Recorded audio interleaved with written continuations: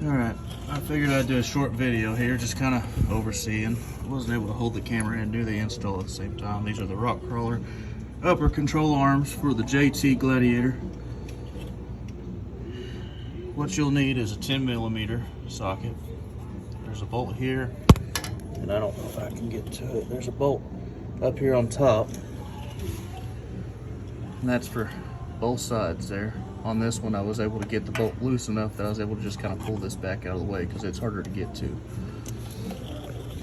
Behind there, you'll have an 18mm bolt.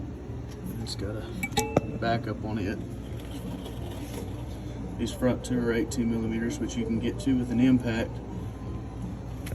And you'll need an 18mm wrench for this side. But they're both 18mm. The length on this for a 3-inch Rockkrawler lift is suggested to be 20 and 9/16 bolt hole to bolt hole, center bolt hole to bolt hole, center bolt hole. And what I did was I came over here.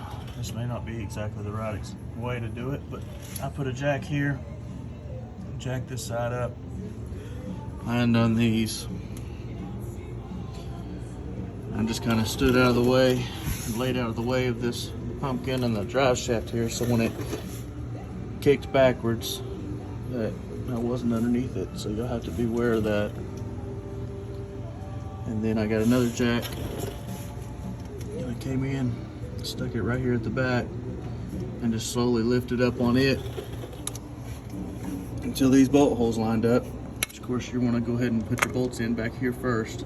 You don't want to torque any of this down until you have it setting back down on the ground, so it doesn't torque your bushings to that setting where it's setting up in the air. But like I said, I just figured I'd do a quick rundown. I hadn't seen too many videos on there about it. Well, it's not the best one, but it kind of gives you an idea, at least, so you're not underneath there trying to figure out what sockets that you and everything that you're going to need. So you'll need an 18mm wrench for back up here.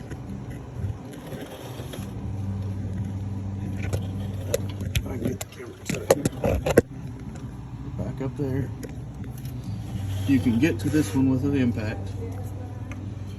You'll have to have a ratchet wrench for up here, ratchet wrench for up there. Need 10mm for those. So you'll need a wrench that's 18mm, a 10mm socket, and an 18mm socket, and an impact for these down here. If you have it, makes it a lot quicker.